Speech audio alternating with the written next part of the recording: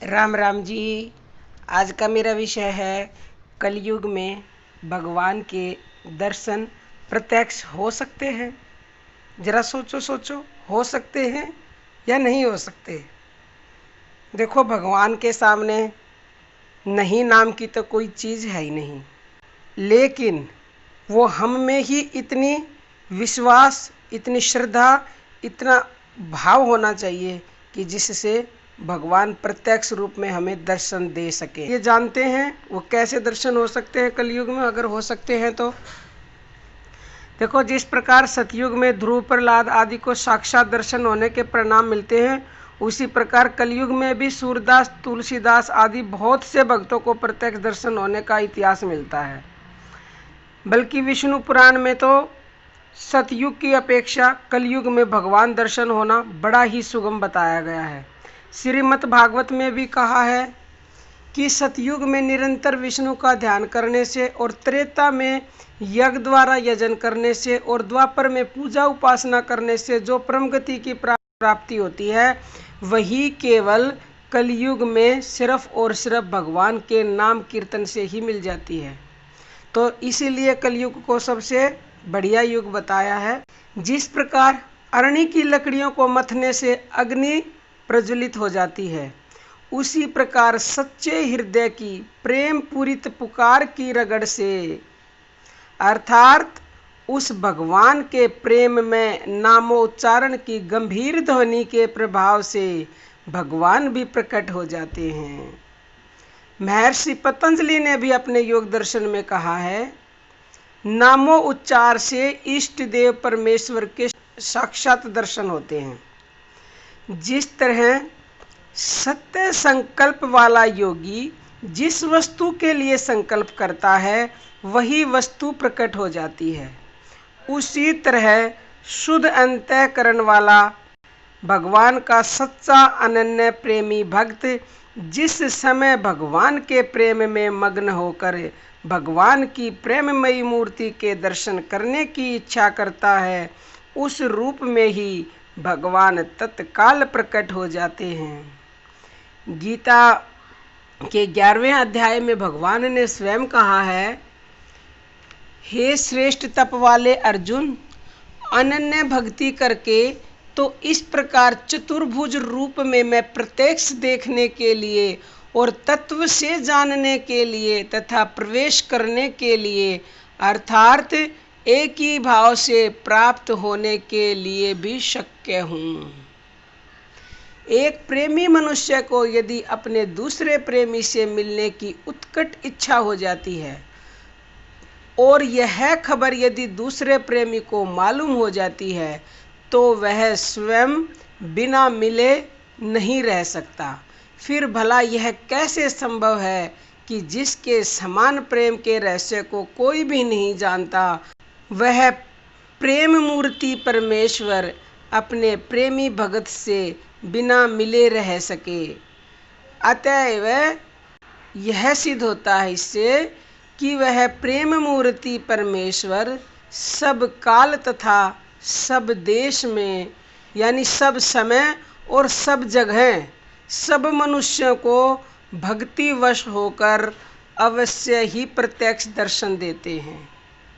भगवान के मिलने के बहुत से उपायों में से सर्वोत्तम उपाय है सच्चा प्रेम। उपाय तो बहुत से हैं, लेकिन उन सब में सबसे सर्वोत्तम है सच्चा प्रेम।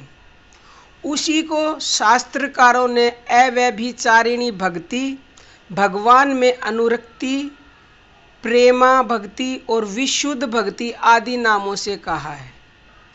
जब सत्संग, भजन, चिंतन, निर्मलता, वैराग्य, उप्रति उत्कट इच्छा और परमेश्वर विषयक व्याकुलता क्रम से होती है, तब भगवान में सच्चा विशुद्ध प्रेम होता है।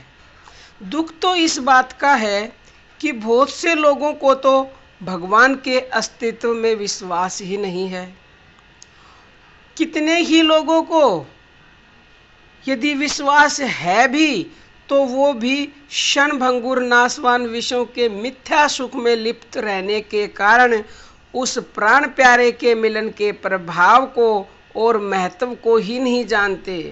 यदि कोई कुछ सुन सुनाकर तथा कुछ विश्वास करके उसके प्रभाव को कुछ जान भी लेते हैं तो थोड़ी बहुत चेष्टा से ही संतुष्ट होकर बैठ जाते हैं या थोड़े से ही साधनों में ही निराश से हो जाया करते हैं कि हमने तो इतना कुछ कर लिया, हमें इससे कुछ मिला नहीं, और बस हार के बैठ जाते हैं।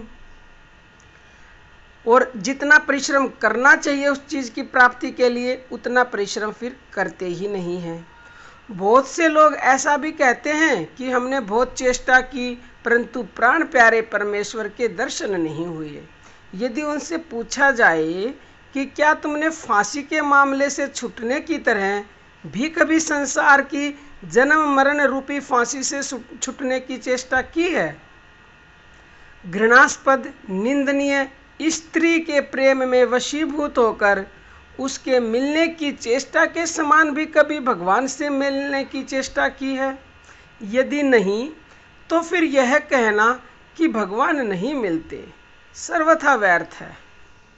जो मनुष्य शरशैया पर शयन करते हुए पितामह भीष्म के समान भगवान के ध्यान में मस्त होते हैं, भगवान भी उनके ध्यान में उसी तरह मग्न हो जाते हैं।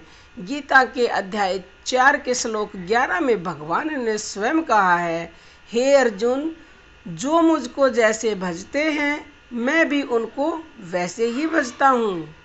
भगवान के निरंतर नामोच्चार के प्रभाव से जब क्षण क्षण में रोमांच होने लगते हैं तब उसके संपूर्ण पापों का नाश होकर उसको भगवान के सिवा और कोई वस्तु अच्छी नहीं लगती।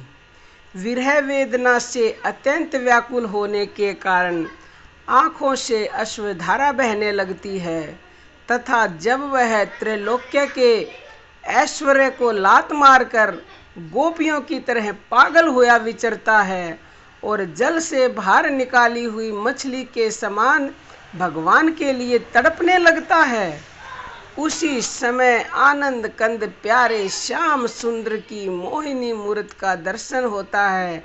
यही है उस भगवान से मिलने का सच्चा उपाय। यदि किसी को भी भगवान के मिलने की सच्ची इच्छा हो तो उसे चाहिए कि वह रुक्मिणी, सीता और व्रजबालाओं की तरह सच्चे प्रेम पूरित हृदय से भगवान से मिलने के लिए विलाप करे। मैं इस बात को मानती हूँ कि अभी कलयुग में हमें कोई ऐसा उदाहरण नहीं मिलता कि जिससे कोई कहे कि भगवान के साक्षात दर्शन हमने करे हैं, परंतु ये जरूरी तो नहीं है कि नहीं हुआ तो वो कभी संभव भी नहीं होगा, क्योंकि प्रहलाद आदि की तरह हजारों में से कोई कारण विशेष से ही किसी एक की लोक प्रसिद्धि हो जाया करती है। नहीं तो ऐसे लोग इस बात को विख्यात करने के लिए अपना कोई प्रयोजन ही नहीं समझते। यदि यह कहा जाए कि संसार हित के लिए सबको यह जताना उचित है तो सो ठीक है, परंतु ऐसे श्रद्धालु श्रोता भी मिलने कठिन है तथा बिना पात्र के विश्वास होना भी कठिन है। यदि बिना पात्र के कहना आरंभ कर दिया जाए तो उसका कुछ भी मूल्य नहीं रहता और न कोई विश्वास ही करता है। इसलिए हमें विश्वास करना चाहिए कि ऐसे पुरुष संसार में अवश्य हैं, परंतु उनके न मिलने में हमारी अश्रद्धा ही कारण है।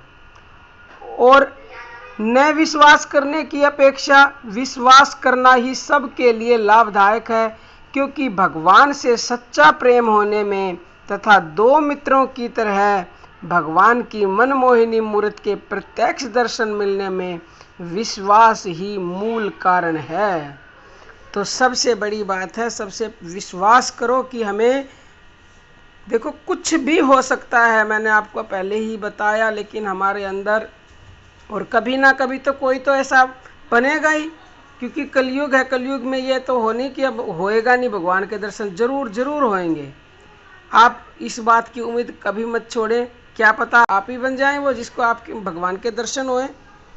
तो आज के लिए इतना ही, और उम्मीद करती हूँ कि आप सबको ये बातें अच्छी लगी होंगी, और अगर अच्छी लगी हैं तो प्लीज़ वीडियो को लाइक कर लें और चैनल को सब्सक्राइब करके बेल आइकन को ज़रूर प्रेस कर लें, क्योंकि और औरों के पास तो ज़रूर शेयर करें, क्योंकि मैं हर वीडियो में बताती हूँ ये भी एक भक्ति का ही एक अंग है।